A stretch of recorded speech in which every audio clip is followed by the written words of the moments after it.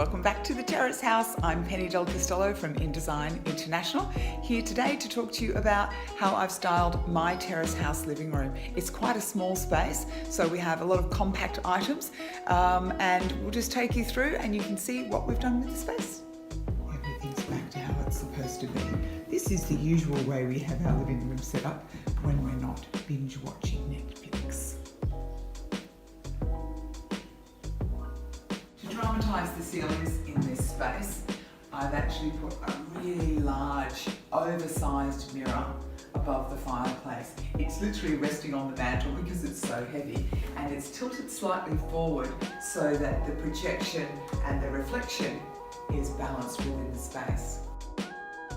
Our stunningly high ceilings in the terrace house gives us opportunity to do some dramatic pendant lights. This one from Christopher Boots, we did have to have modify to accommodate the ceiling rose.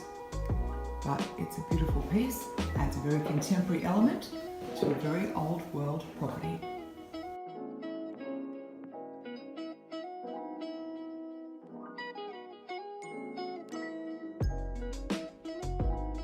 Storage in a terrace house is always minimal, so we've added a cellar over here on the left, which we are somewhat guilty of smashing a few extra bottles during the lockdown period. And then on the other side of the fireplace, we've put a more practical cabinet to hide all sorts of things that you would have no idea what's behind. You might get the gist that I love to mix the old with the new. This is a Franco Poli loom chair, which is made of one piece of leather that can carry up to 300 kilos of weight. It's been hand cut, and it took 11 years to develop the exact pattern to create this gorgeous design. The proportion of the rug in this room is actually quite large in comparison to the footprint. It almost takes up the entire space of our living room floor.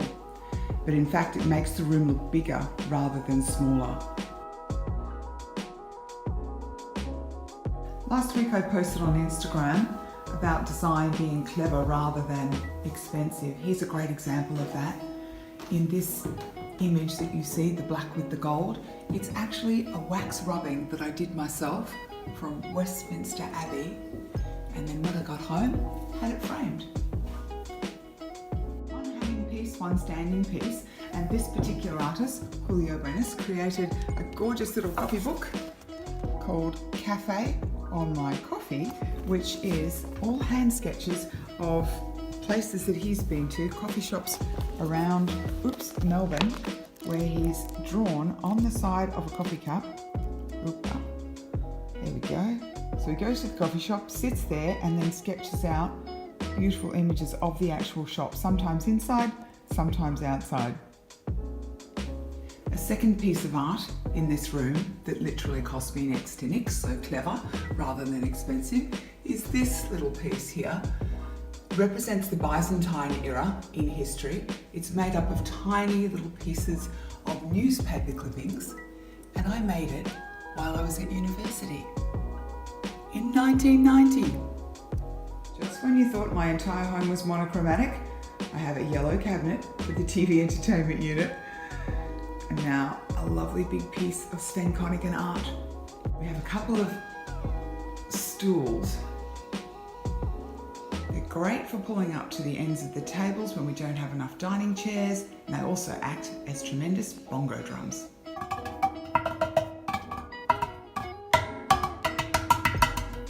The balance here is in the colour and the intensity of the colour, more so than the proportions.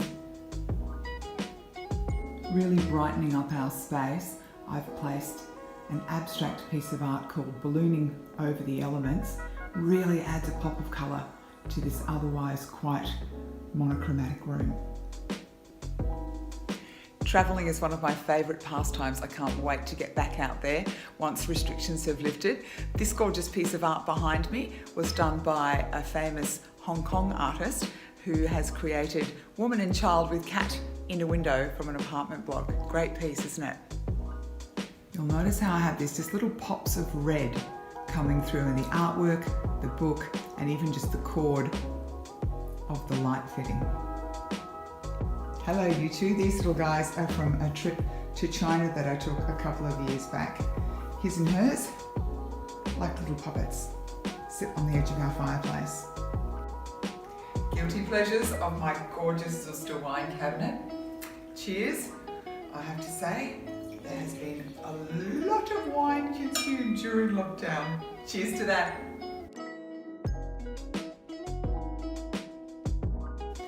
Thanks for joining me on the tour of our tiny little terrace house living room.